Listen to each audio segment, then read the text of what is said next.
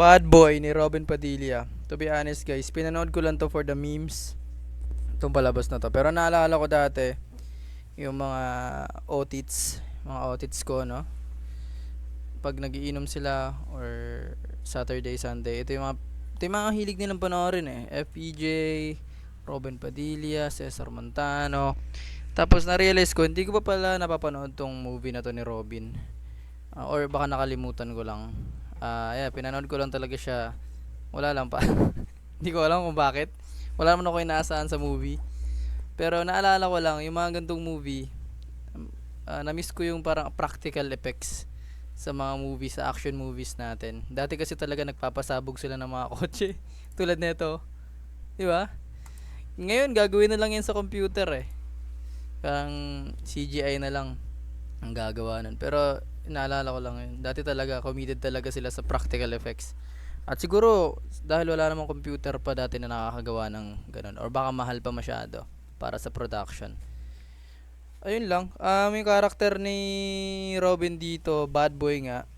Pero para sa akin, hindi naman siya sagad na bad boy eh. Parang na-push lang siya nung ninong niya.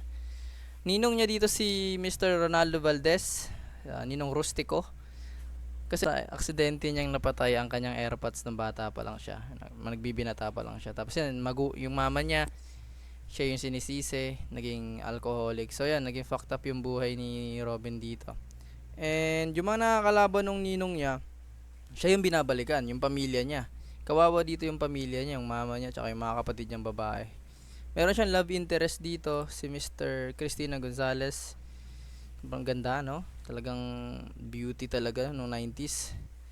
So yeah, teacher teacher siya dito. Tapos crush siya ni Robin. Yung babae na yon, si Cecil, ay kapatid naman ng pulis na piniplay ni Mark Hill. Basta alam mo yung conflict na yon, police, kriminal na in love sa teacher, yung teacher kapatid ng pulis, yung ganong conflict. Mahilig sila sa ganon, sa mga Pilipino na mga drama or action movies. Ayan, nakaka-capture pa dati yung gantong scene. Yung parang mga totoong namimili talaga sila doon. Hindi nila alam na may camera. May something sa mga lumang movie dati na nakaka-capture nila yon. Na parang totoo talaga yung flow. Parang may ganun na something sa mga lumang movie. Ang plot twist pala dito, naging magkalaban sila ng ninong niya. Dito nanggaling yung meme na, Ninong! Lumabas ka! Tapos minura niya. Alam niyo na yan. Ninong! Putang ina mo, nasan ka? Yun yung lumalabas to yung Pasko na meme. Yung nagtatago yung ninong sa mga inaanak. So doon galing yun. Dito sa Bad Boy. So ayun nga, naging magkalaban sila ng ninong niya.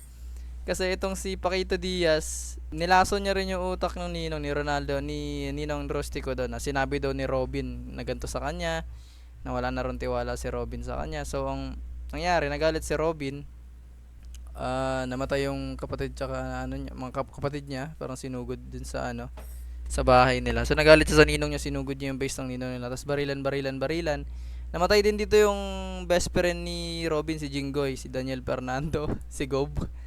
So ayun, baril-barilan. Ayan ang ending, syempre ang ending naman yan lagi na nanalo yung bida. At napatay niya si Paquito Diaz at si Ninong Rustico niya sa parang warehouse, lagi naman ganun. At yung ending, medyo may kinabahan pa ako sa ending dito kasi may romance sa kanila nun. Ito yung kapatid nung kaninang pinasabog yung taxi. Yung kalaban niya kanina sa taxi pinasabog. So parang binalikan sila. Tinamaan dyan siya. At pati yung si Cecil tinamaan sa tiyan. Pero ang ending naman yan, buhay sila guys. Huwag ka mag-alala. Ayan, buhay si Cecil. Kala ko madededs dyan yung si Cecil. Pero yeah, promise, buhay sila dyan. Ayan buhay buhay sila dyan. Ayan. Magsisinungaling ako pag sinabi kong hindi ako nag-enjoy sa movie na to. Kasi nag-enjoy ako kahit paano. Nasundan ko rin yung story. At entertaining naman siya talaga panoorin. Simple. Bibigay sa'yo yung gusto mo, action, barilan, kung ano man, drama, suntukan, sabog, practical effects, at parang time machine, pabalik ng 80s or 90s. Robin Padilla, saludo bilang actor. Yun talaga yung angas ng pagiging isang Padilla, no? Sobrang lupet. At kung nagstay siguro siya sa paggawa ng mga gantong movies, pag-produce ng mga gantong movie. Siguro hindi nawala yung gantong uri ng action movie hanggang ngayon. Hindi ko lang alam, pero feeling ko ganun nangyayari. So, ayun lang. Bad Boy. Comment down below kung napanood nyo na to. Tsaka yung part 2. Kwento nyo na lang sa comment yung part 2, guys. Sulat nyo dyan sa comment. Pero ayun lang. Maraming salamat sa panonood. Like and subscribe. Peace out. B2B out. Bad Boy.